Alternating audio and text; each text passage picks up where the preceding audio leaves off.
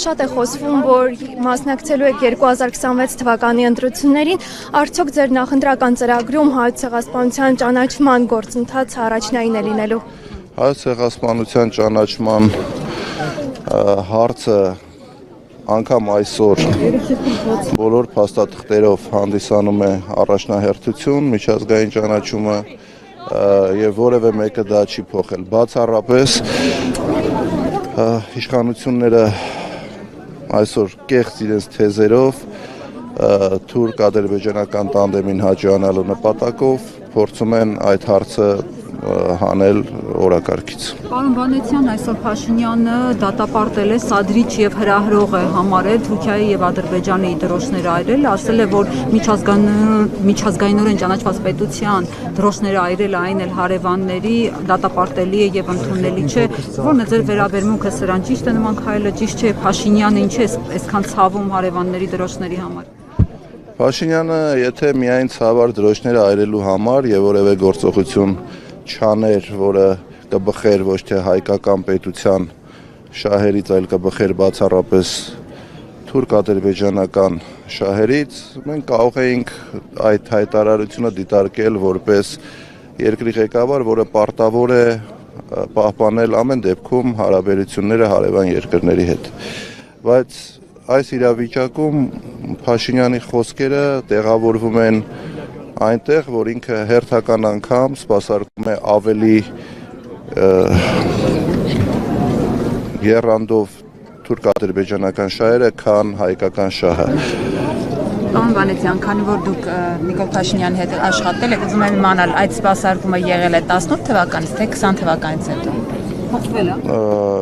Ես 19 թվականի սեպտեմբերին երբ ներկայացրել եմ հրաժարական, հստակ խոսել եմ հրաժարականի պատճառների մասին։ Ես այն ժամանակ չեմ տեսել, որ նման քայլեր իրագործվում է, բայց մարդ, ով տիրապետում է մի քիչ ավելի շատ տեղեկատվության եւ վերլուծելու ունակություն ունի, հասկացել եմ, որ այո, մեր երկիրը ցավոք սրտի գնալու է այն ճանապարհով, որով գնացել ենք, բայց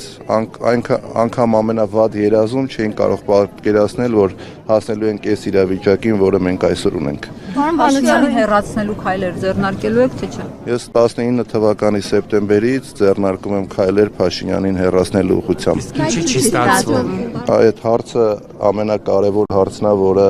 մենք պետք է ինքներս մեզ տանք եւ ոչ միայն ես ինքս ինձ, այլ մնացած այն մարդիկ, մեր քաղաքացիները, հազարավոր, 100 հազարավոր քաղաքացիները, որոնք եւս ունեն այդ նպատակը, բայց ինչ-ինչ պատճառներով չի ստացվում, պատճառը նա է, որ Փաշինյանը եւ իր իշխանությունը ցանկացած քայլի դիմում են իշխանությունը պահելու համար, ցանկացած քայլի, ապօրինությունների, սադրանքների, մարդկանց ձերբակալումների, վախեցնելու, ուժ կիրառելու, ամեն ինչ անում են այս իշխանությունները, որ իշխանությունը հանկարծ չկորցնեն։ Այս մարդիկ իշխանությունը համարում են իրենց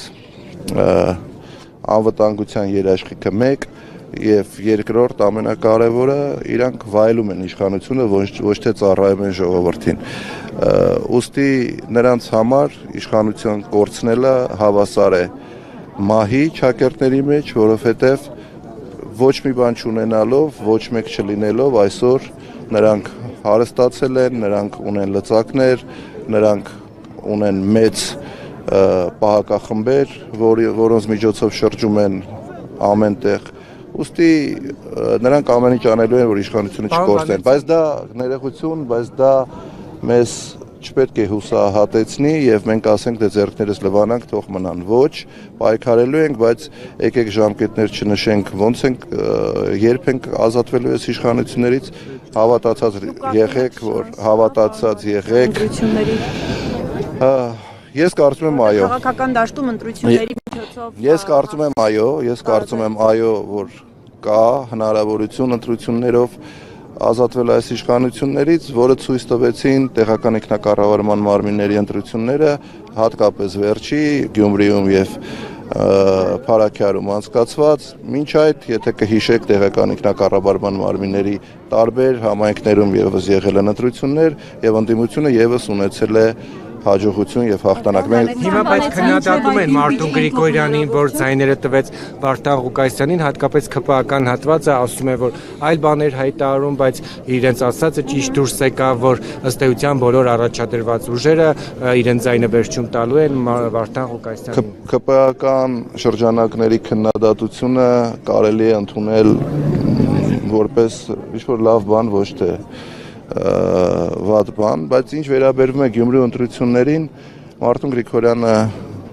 այդ առիթով հանդես է եկել մանրամասն հայտարարությամբ եւ բացատրել է իր դիրքորոշումը, որը ես ամբողջովին կիսում եմ։ Դուք ձեր քաղաքական ուժը պատրաստվում եք 26 թվականի ընտրություններին։ Բայլակ ջան պատասխանեցի նոր այդ հարցին։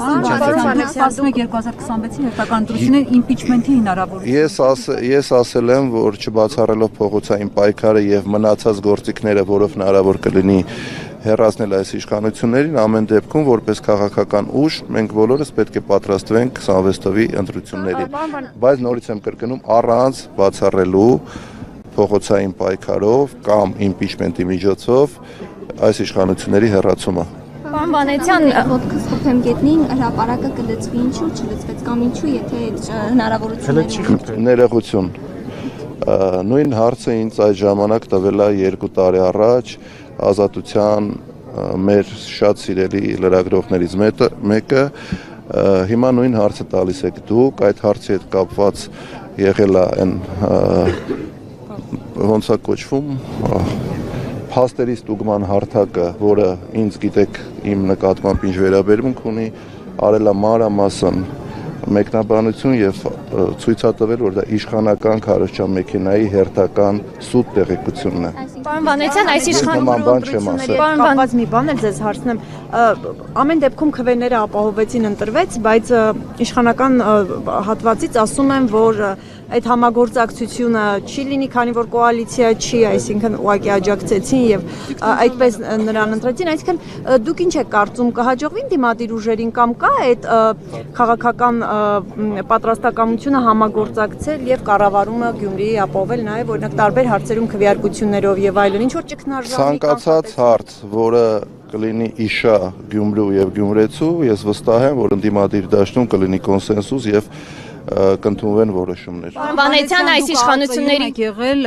հիմա արդիական է նորից դարձել, ով բերեց իշխանության Նիկոլ Փաշինյանին, ով ԱԱԾ-ի մեկուսարանից արձակեց նրան, կային արդյոք դրսի ուժեր, որոնք ներգրավվեցին նրա այդ հարցում։ ԱԱԾ-ն այդ պարագայում, երբ ես այն ժամանակ ԱԱԾ-ում էի, ես նման տեղեկատվության չեմ տիրապետել, ինչ վերաբերում է ով բերեց, բոլորը գիտեն, թե ինչ եղավ, բոլորը աչքի առաջ է եղել 7 տարի առաջ, թե ինչ էր կատարվում մեր երկրում փողոցներում եւ ստեղծվեց մի իրավիճակ, երբ Նիկոլ Փաշինյանը կարողացավ վերցնել իշխանությունը։ Թիմակիցները մեղադրում հանրապետականին այդ ես այդ քննարկումներին չեմ մասնակցում, այդ թեզը չեմ կիսում եւ առհասարակ փորձում եմ դրա մասին չխոսել, որովհետեւ իմ կիսում եք Սերժ Սարգսյանը ասում է 18-ին իշխանազավթում է եղել։ Որպես քաղաքական գնահատական այո, որպես իրավական գնահատական ոչ, որտեվ ես մշտապես քաղաքական եւ իրավական գնահատականները տարբերում եմ։ Շնորհակալ եմ բոլորիդ, լավ եղեք։